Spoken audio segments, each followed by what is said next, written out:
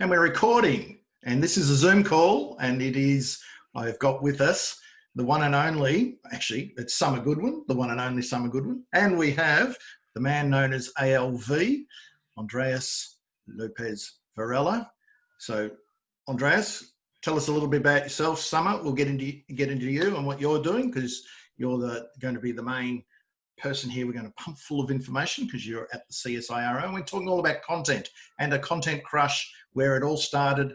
Andrés, do you want to fill us in on why we're going to be talking about content and CSIRO in particular today? Well, I'm very happy to be here. I'm very happy to have this chat with you and with Summer in particular. I am a big fan of CSIRO's communications and content and marketing. I've been for many years. I've had personal experience working with CSIRO comms teams as well from outside the organisation.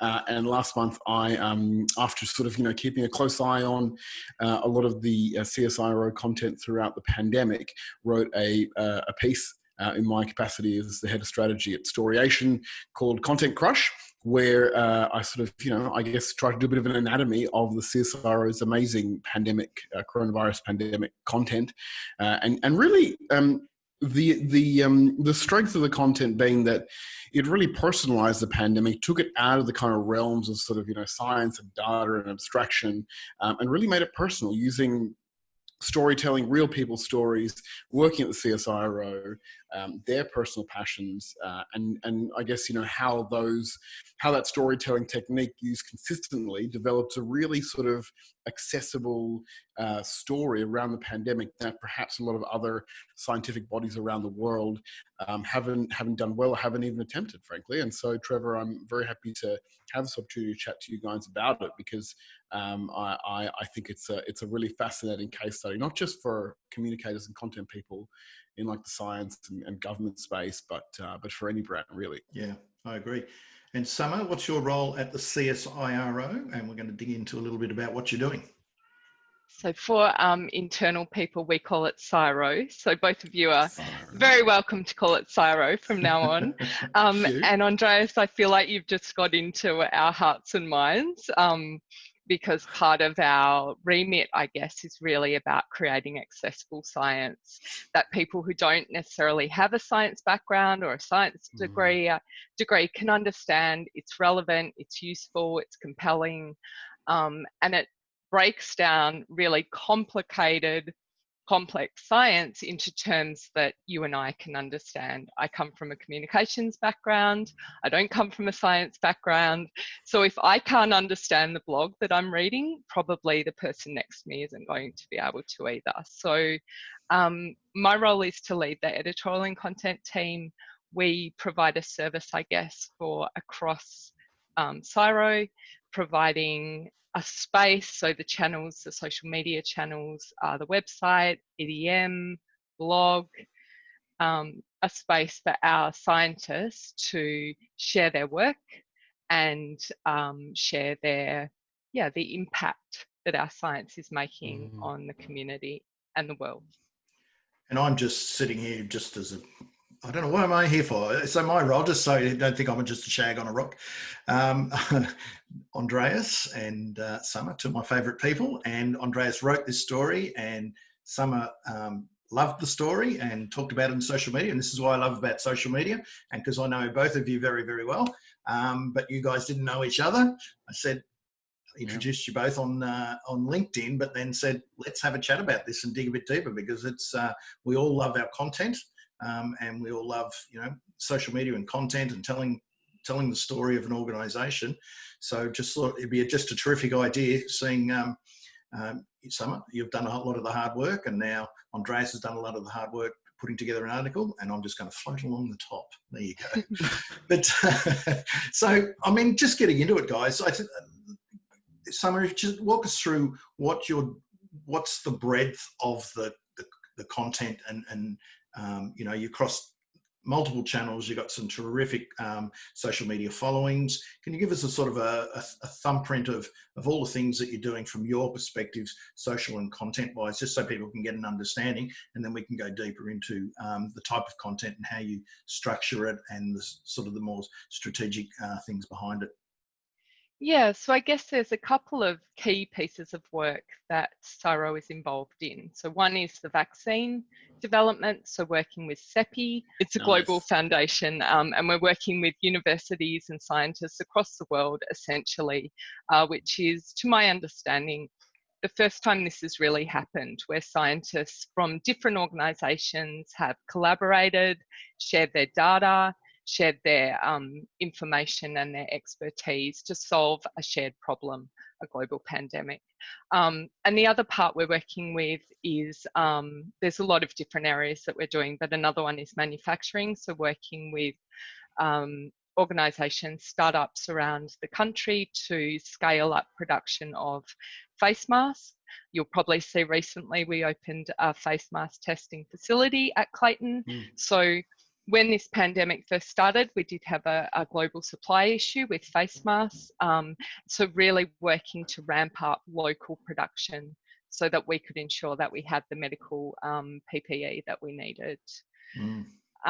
So the big picture is we're doing a lot of work across CSIRO to do with the pandemic in different areas, in manufacturing and health and biosecurity particularly.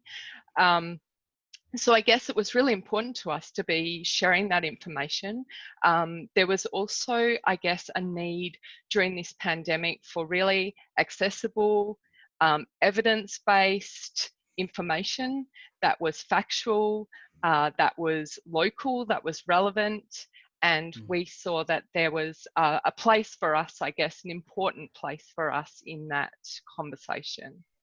Can I ask you something? How do you make the decision about what is, I guess, elevated to that sort of discussion and like that outward facing kind of public conversation that you do in the content? Because I mean, there must be so much of it, and I'm sure that, you know, in my limited experience working with like scientists and researchers in the past, everyone thinks that their piece of research and their piece of data and their finding is like just like, you know, the game changer. How do you make those decisions? How do you kind of decide, well, this is something that, you know, needs to be told broadly and we need to make it accessible, we need to open it up? What kind of decision-making process do you go through to make sure that that's, you know, essentially meeting your mission of making it accessible?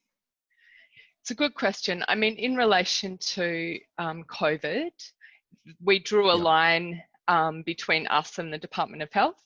So anything that the Department of Health was leading from a federal or a state level was out of our lane. So what was absolutely in our lane was vaccine development, the virus, health and well-being, tech and data. We've been doing a lot of work around, as you will have seen in some of our content, around tech and data, and manufacturing that I've mentioned before.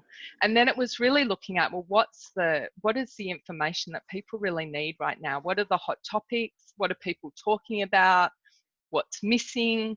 I set up a weekly editorial meeting, so a group of people from around the business representing different parts of CSIRO, so everywhere from energy through to oceans and atmosphere, through to land and water, ag and food, you know, H&B obviously, ACDP, so having a real mix of probably 20 people in that weekly editorial meeting where we would brainstorm ideas, talk about different story ideas we had, how could we bring them together, how could we bring them to life, and that's where things like Meet the Researchers came out of that. And Meet the Researchers is an interesting one from a number of fronts. So firstly, one of the things was that Trevor Drew, who's our director of ACDP, and Rob Grenfell, who's the director of health and biosecurity, were so busy with media interviews that they didn't necessarily have time to review blog content. So part of it was, who else is working in COVID research? And when we asked that question, suddenly there were all these people around the business that were doing different pieces of work. And so there was an opportunity, we thought, to showcase some of those people who weren't so visible as Rob and Trevor, but were also doing incredibly interesting, important, valuable work in relation to this pandemic. So, can I ask a silly question? ACDP, what is that? The Australian Centre of Disease Preparedness. Okay. And I'm glad that I remembered that acronym. So that's in Geelong. So it's the former ARL. And that's where we're doing the vaccine testing. Right. So I have very fond memories of ARL because in a previous life, I was fortunate enough to work at an agency that worked with Pfizer when they were developing the Hendra virus vaccine in conjunction with the scientists at ARL. And that was like eye-opening. I had a number of visits down there. We made like a documentary. We made a lot of good video content with them and with the industry. And it was just fascinating. The work that they do there was incredible. And also, of course, the team that worked with them specifically, sort of making those stories accessible and relevant beyond just, horses, bats, rabbits, agriculture, like actually making it relevant, why it matters, why Hendra virus vaccine was important, in protecting horses, we're protecting humans and livestock and agriculture and all this. And I think that was kind of where my sort of fanboying days of CSIRO started, because of that work there at that facility. And so to see it, I remember, at the time learning it was like one of the only facilities of its type in the world, and it was, incredibly secure. And this, like, I mean, as you drive down the road to it, you turn in the gate, it looks like, like an outpost of like the Pentagon in some kind of, disaster movie, you might say. And it's sort of like, not only is it obviously they're doing amazing work there, but it's kind of like everything that you imagine, like a really kind of serious, intense disease lab is. And that's just really satisfying on a nerdy level to all of those fantasies like are actually true. That was my first exposure to CSIRO and that incredible stuff, the incredible content you guys were creating about science back then, all the way through to now. Like, I mean, the way that you and your team are kind of woven in the backstory to sort of, like Professor Vasson, he's the pathogens team leader, I think, and Dennis Bauer, like just some of those stories are just really eye-opening, because it's like, well, these people they don't exist in a vacuum. They just exist in the context of this disease in this time.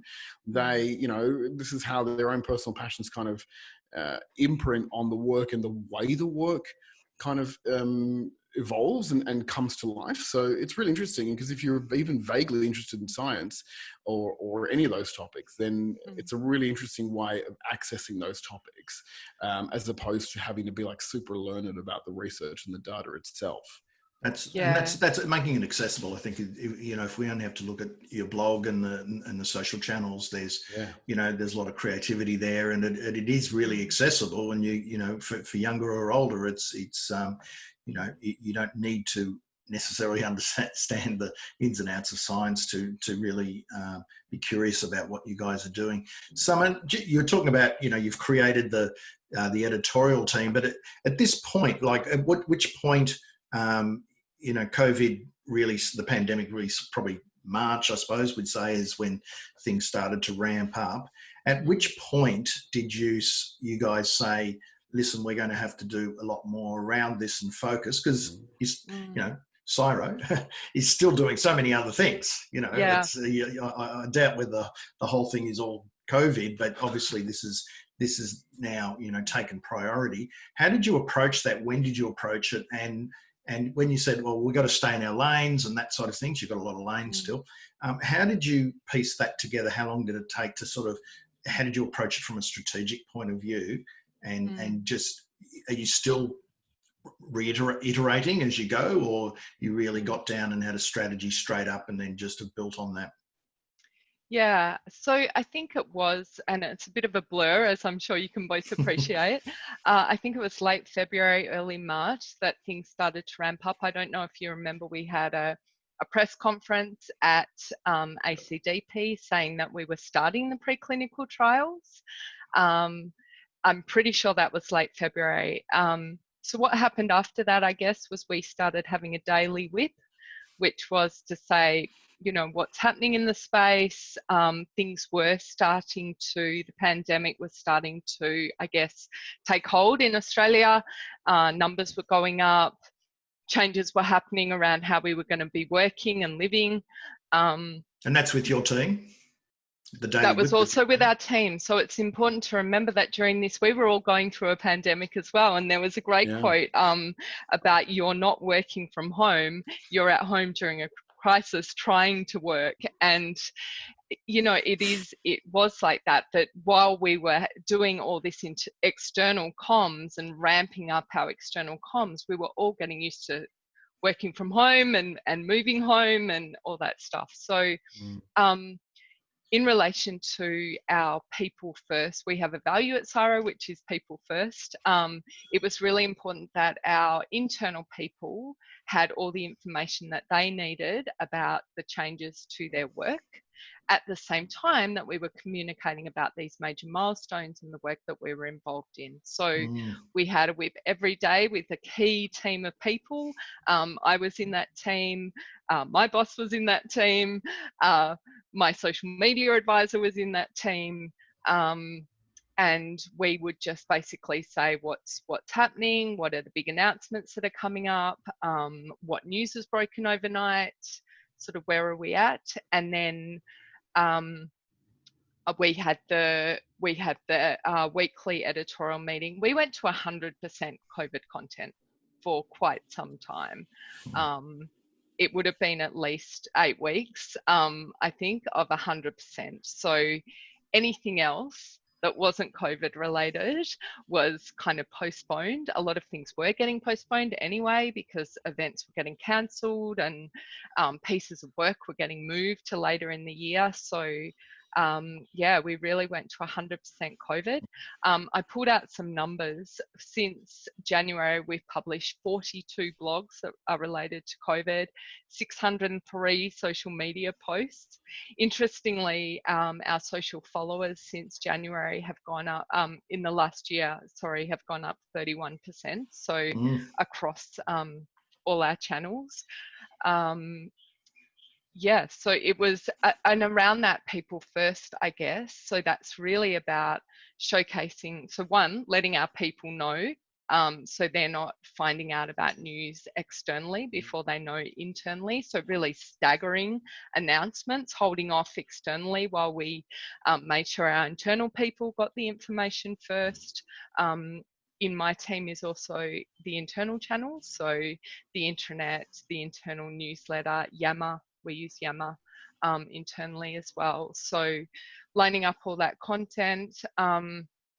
I guess the other part of it is giving people in my team, so Kashmi, you will have seen Kashmi's name on a byline on a number of those pieces. One of the stars in my team, she did a Bachelor of Science and a Bachelor of Arts, and then honours in health communication. This is her first job out of uni. And last year she said to me, I really want the opportunity to work more directly with scientists. And COVID came along and Kashmi, meet your researchers. And she interviewed Vasan, and he left me the loveliest phone message you could possibly get, just about what a delight Kashmi was to work with, and so professional and patient and accommodating. And, you know, and Andreas, when we saw your article, as I'm sure you're both experiencing as well, it's been a really stressful time for all of us. And those phone calls, those articles, those words of thanks and appreciation about the work that we're doing have meant so much to the team. And that, you know, the message from Vasan to Kashmi just made her year. So yeah, so there's that element of people as well. And I guess the other part of it is really showcasing diversity. We've got an incredibly diverse organisation. So when you think about something like CSIRO, and I think this is one of the challenges for the big brands, is it's often this idea that they're kind of this faceless entity. But at CSIRO, there's, you know, more than 5,000 people, all with their individual stories and their drivers for being there, and the contribution that they make. And we all come from really diverse backgrounds. So again, I've got some stats for you. So our researchers, 50% are from non-English speaking backgrounds. 26% of our researchers are female. So overall in CSIRO, it's about 42% female, which is pretty impressive. Amazing. For a scientific organisation. Yeah. And something that CSIRO works very, very hard on. Really flexible working before COVID, particularly during COVID, but before COVID. And yeah, I'm really, for me personally, to work in a leadership role in an organisation, I feel I've never felt more respected, empowered, valued as a woman in a leadership role in any organisation. It's really, it's a very collaborative, supportive environment and very respectful. And I think one of the fundamental things about CSIRO is this belief that diversity, inclusion are key drivers for innovation and collaboration. And without diversity of thought and diversity of perspectives, you're not necessarily going to have brilliant, creative, innovative work.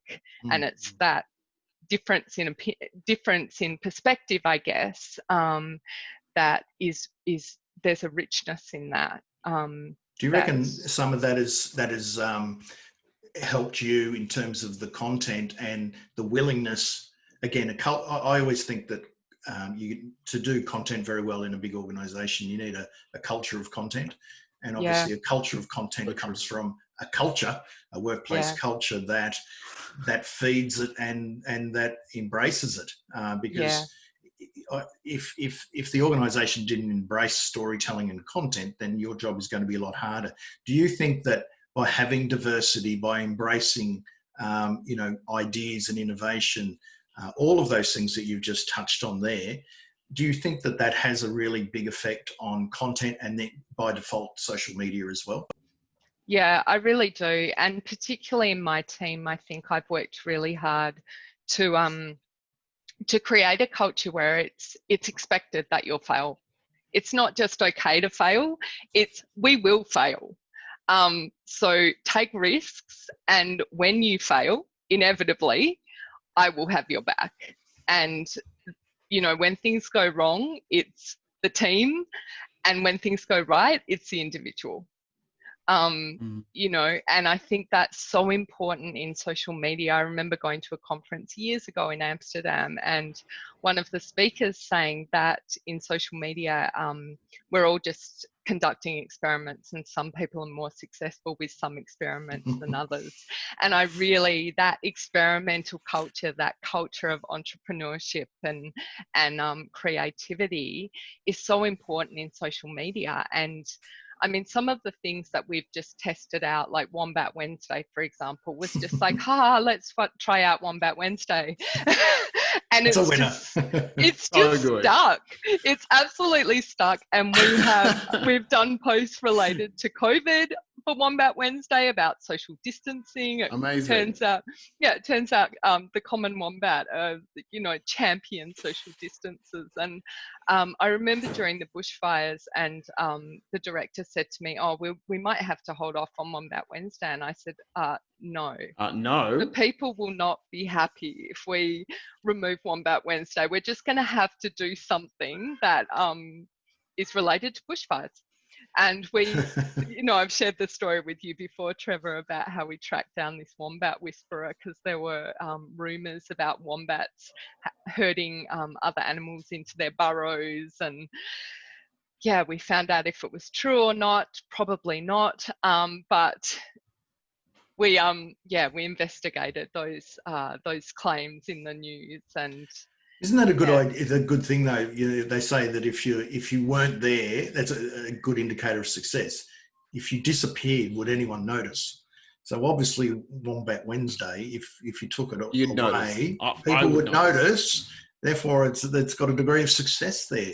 So today, so at the start, you're doing your sort of your daily whips and your sort of weekly editorial meetings.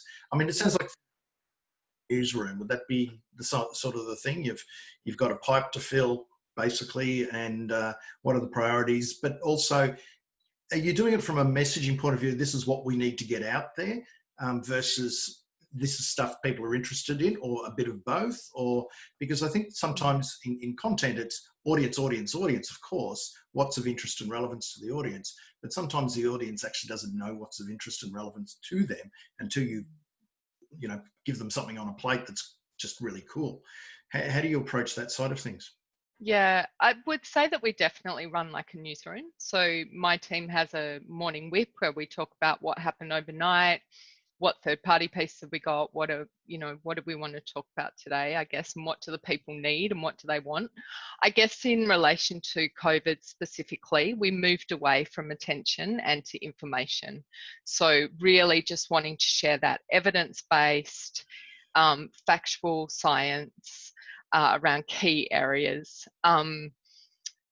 What was your question? Sorry. Well, there wasn't really too much of a question. It was really more about, knowing what the public wants and then serving it up to them versus these are things that are happening. And I would say the behind the scenes stuff is stuff that, it's about interesting messaging and cool stories that people aren't necessarily asking for, but they're resonating anyway. Yeah. Yeah, it's a bit of a mix, I guess. We definitely use social to inform what we're going to produce. So social media played a key role in what are the sort of key topics of interest that people are looking at, what questions are we getting, what's happening. So we have milestones, we have announcements that we know are coming up. So obviously we're wanting to tell those stories in a way that is compelling and relevant. So we've used quite a lot of video. You will have noticed probably in the COVID campaign, we've got a videographer now, an in-house videographer, and that's been an amazing addition to the team. You've probably seen Larry's update. So Larry's our CEO, and putting him sort of front and center again, putting our people at the front to talk about if you've missed all our content for the last couple of weeks, here's a wrap up of all the stuff that's happened. And they went so well on LinkedIn particularly. But yeah, a really good way to just summarize and digest. A little digest of the last couple of weeks. This is all the stuff that we've done in COVID. And so they went really well. Oh, nice. I know Trevor loves an executive on social media story. It's one of his areas of expertise, I would say. And it is very good, especially for an organization like a government organization where, that degree of transparency, I guess, is part of the best practice in sharing how taxpayers' bucks are being spent. Like, why wouldn't you do that, And obviously it depends on the personality of the exec as well a lot, but you guys have incorporated that really well, I think. You mentioned you had a videographer, you have social media advisor, you've got Kashmi, which is obviously she's an enormous asset. Big fan of Kashmi. If you're watching Kashmi, love your work, keep it up. I'm a fan too. But also a few other roles internally. I am fascinated from a strategy point of view because I believe when you put together a strategy, if you don't have a view on the operational element, it's pointless. It's like it's an idea. It's like a utopia, if you like, but it's not necessarily practical because you don't know if you can implement it, if you've got the right skills and the processes and technology and whatever. Can you kind of talk to maybe like the structure of your team in terms of how much of your content is kind of created in that team, how much of it is created elsewhere in the organization, how much of it is created like by external parties, and then maybe like what kind of processes and tech you use to support that? Yeah, sure. So it's very collaborative. So there'll be a piece of scientists, a team of scientists, and there will be a communicator, a business unit communicator who is in charge of communicating that particular science. That person will work with a lead from my team. So we'll get, we have an editorial meeting across CSIRO once a week, and we'll have a pipeline of stories, pipeline of announcements, events, all sorts of papers that are being published, and I'll assign a lead to work with the BU communicator on the blog content, the social content. It's very collaborative. So how we see it is the BU communicator is in charge of making sure that it's evidence-based science, so that the scientist is happy, that it's absolutely 100% accurate, that partners are happy, that any partners that they're working with, you know, get a draft in a timely manner so they can approve it. Sometimes the approval processes are quite extensive, as you can appreciate. And then our team is really about bringing the social media expertise and making sure that the piece is relevant, it's optimized for search, it's accessible, it's optimized for readability, it's compelling. Part of our remit, I guess, is around engaging young people and the next generation of STEM, and women in STEM. So really that 18 to 24-year-old audience is really important to us. So trying to make the stories really engaging and interesting to that particular age group. I think it's easier with my team because we are quite, probably with the exception of me, we are quite a young team. And so it is kind of that peer-to-peer marketing where I've got a team of young people who are really writing for young people, which I think it really helps. So they work together, they work collaboratively to produce the best kind of suite of content that they can around a story. I'm one of the editors of the blog. I share that role with my second in charge. And where that's really for a fresh set of eyes, a bit of a risk lens. If there's anything that might have been missed, you know, has this partner been consulted? Have we ticked this off? That sort of thing. And then we publish, I guess. So is all your content produced internally? Like you don't sort of bring in people externally? Like maybe there are some, you know, expert, like, you know, like if you're writing a long form piece of content, or if you're creating a long form video and you need some kind of external expertise, or just kind of for scale, do you ever sort of work externally, or have you sort of managed to, I guess, build a program that works and is kind of self-sufficient internally? Yeah, we do use some external people. So we produce a blog, not my team, an ecos blog, and I know that they work with freelance writers. And again, that same sort of model where the freelance writer will work with the BU communicator to ensure that the science is, you know, accurate and evidence-based, and then it's written in a really compelling way. So it's kind of bringing the strengths, I guess, together. So the science and then the comms, and trying to really create something that's really useful for people. And I mean, I learned something. Every blog I edit, I learned something. And again, back to Kashmir, and we're her greatest fans, clearly, Andreas. But she's kind of got this, she's getting this beautiful style where it's easy to understand, but it's not patronizing. I never feel like I'm being spoken down to. I feel like I'm having something explained to me in a way that is, oh yeah, I get it. Oh yeah, that makes sense. Oh, I get that, right.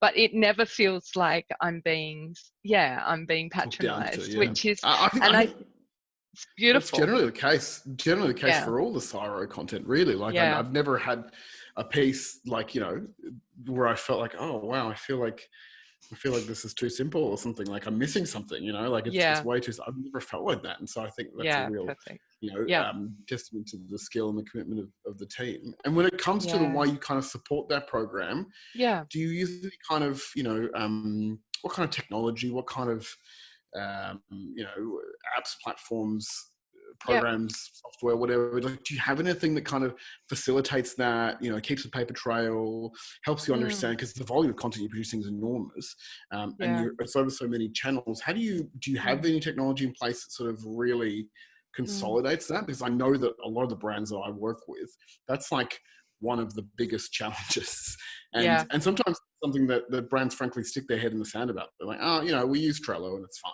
like it's okay, but actually it doesn't scale at all. And you know, oh, what is that? It's in the Google Drive, it's in the Dropbox, you know, what do you guys do to kind of stay on track in that sense? Yeah, no, it's a really good question, and it is a challenge, I think. So in terms of social media management, we invested in Sprinkler. Great. about 12 months ago now. So it was when I first came on board, and everything was being done natively, including reporting, which as you can imagine, was just so onerous. So we've invested in Sprinkler, which is amazing. It's the first time I've used Sprinkler. I've used a lot of other social media management platforms, but yeah, love Sprinkler. The reporting's beautiful and it's a great platform to use. So in terms of social media, that's what we're doing there. In terms of editorial process and bringing all that together, a lot of it is still done via email, I hate to confess.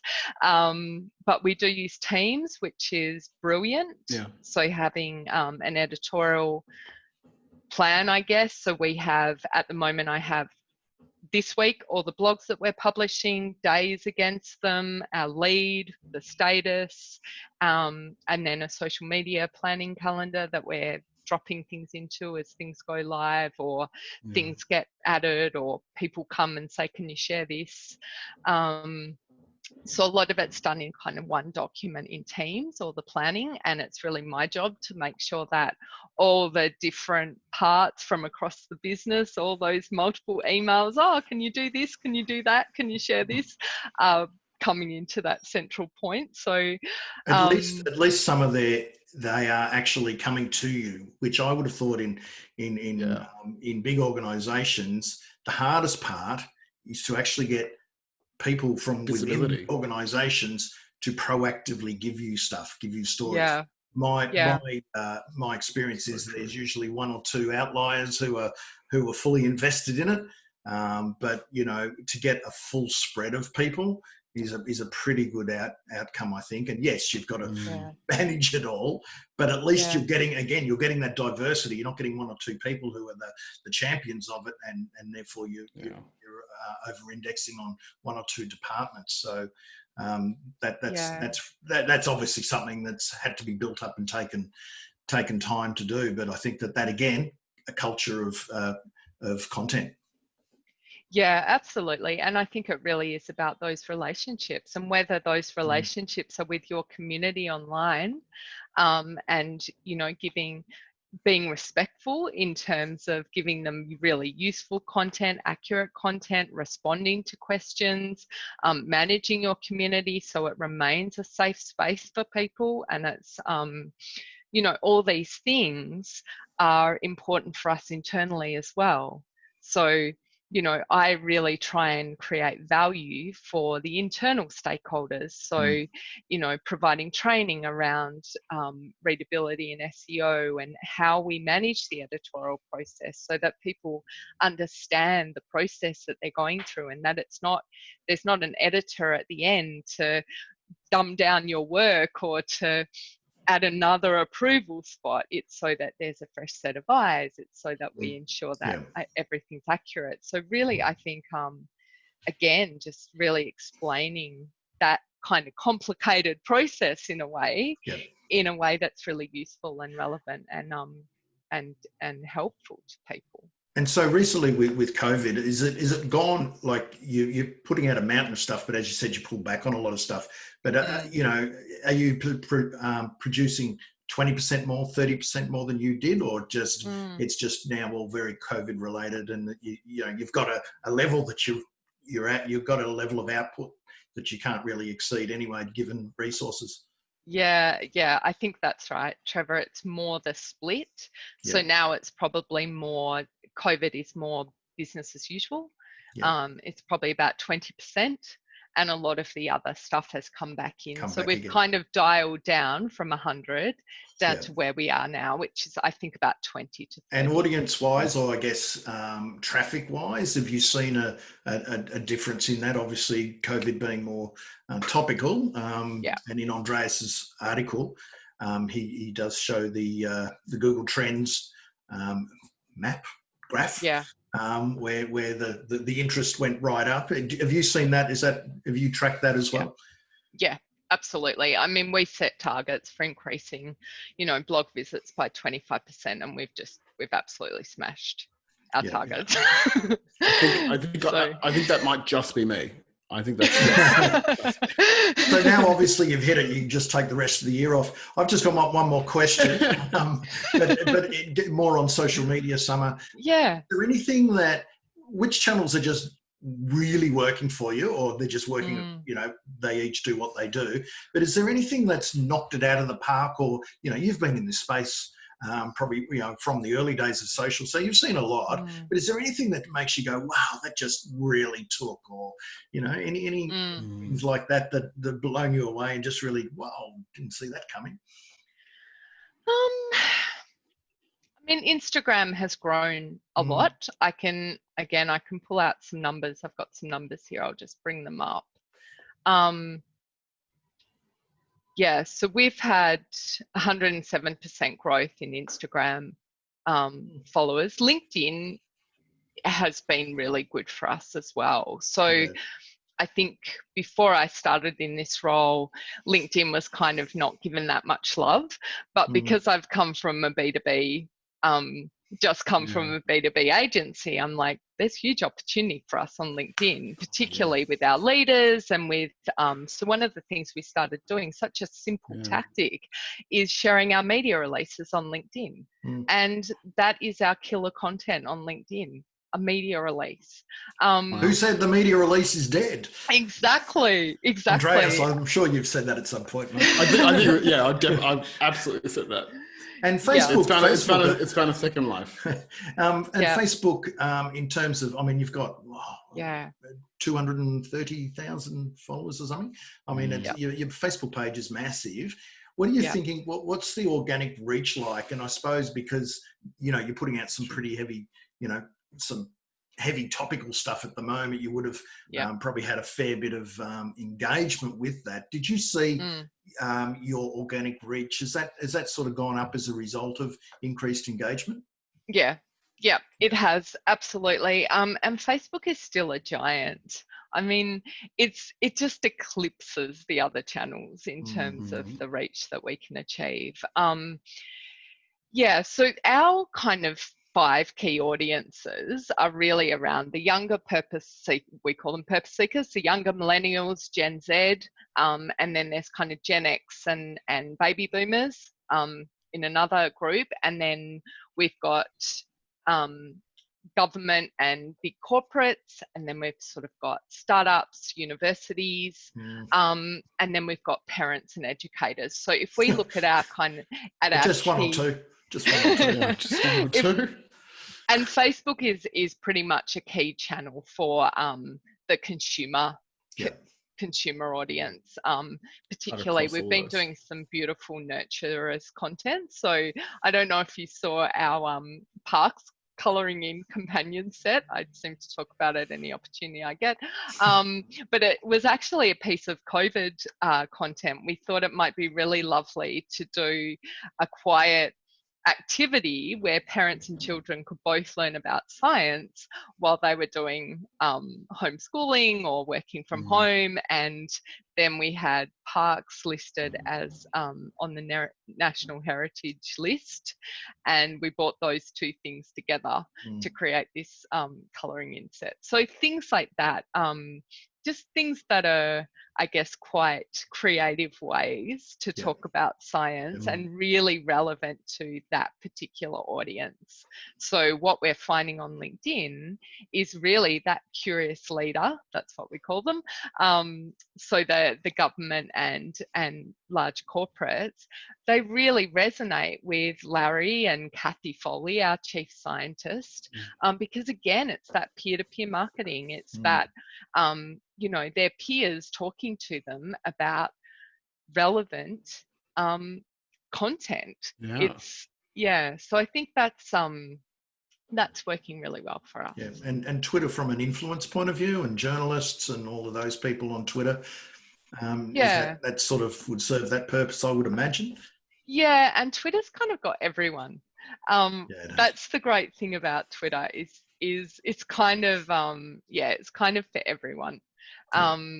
We've also been doing some Spotify playlists, you've probably noticed. No. He's an ALV. What?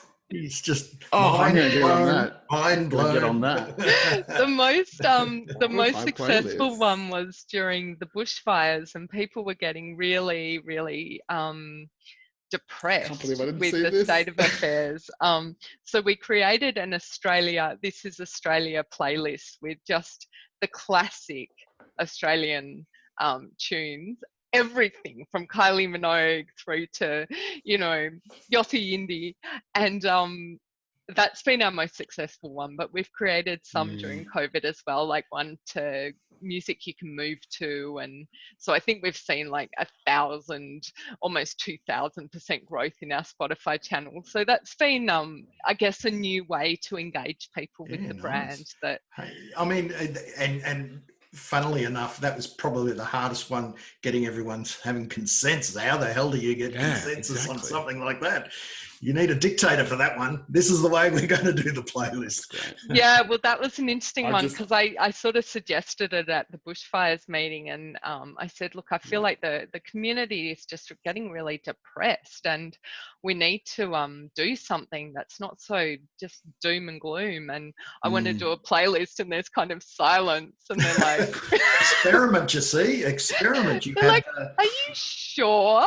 I'm like, yeah, I really have a good feeling about this. I really want to do it. And it was just the right timing. It was the right content, and and right context as well. Yeah. I've just found it. I followed it, so I'm gonna get on that later. Excellent. You're a multitasker. Any ideas? And I think on that, Trevor, and I think you were speaking about it before we got into this interview, but it's about that kind of optimism and hopeful content. Like if I look at all the content that we've produced during this pandemic, it's been hopeful and optimistic and kind of uplifting. Like, this is what our scientists are doing. This is, you know, 100%. And I think that's been so important in the overall mix.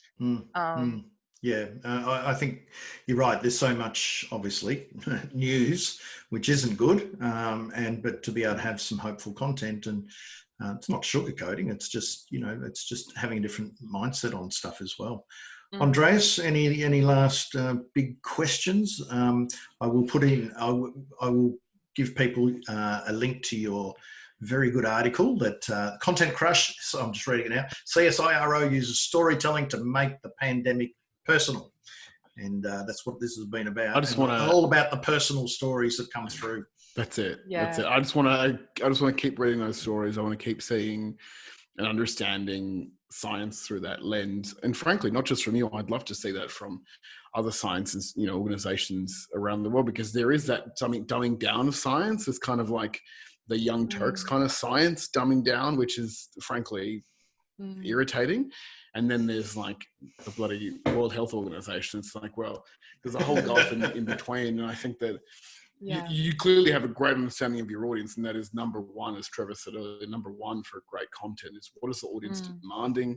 What can we give them uniquely? And you were just kind of nailing that over and over. So I'm really grateful to have this opportunity to chat with you. And I hope that we can, geek out on science stories in the future. And, Team Kashmir all the way. Well, if you want to do an interview with Kashmir, I'm sure she'd be rapt to do that. And as you can see, she has been kind of the lead on a lot of the blogs, and then Georgia, my social media advisor, has been getting every single one of the social media posts related to COVID approved by a little committee. It's about a group of 5 people, just making sure that it's accurate and that it's that everyone's happy. So it's been quite a journey, but just really appreciate the opportunity to chat about it. And I guess for me, I love working at CSIRO, and such interesting science, and I guess just being able to make a contribution of this level at this time is so deeply fulfilling to me. And being able to give the young people in my team the opportunity to play a key role in telling these stories, I know has meant so much to them. So Andrés, thanks again for your beautiful article, because it really meant so much to Kashmir especially, and Georgia as well. Yeah, the whole team, we were just wrapped. Thank you, Summer. Keep up the amazing content. And thank you, Trev, for this chat. Yeah, no problem. thanks for organising, And thanks for taking us on the journey of CSIRO, never to be said as CSIRO again, the CSIRO content machine. Thanks a lot, guys. Thank you.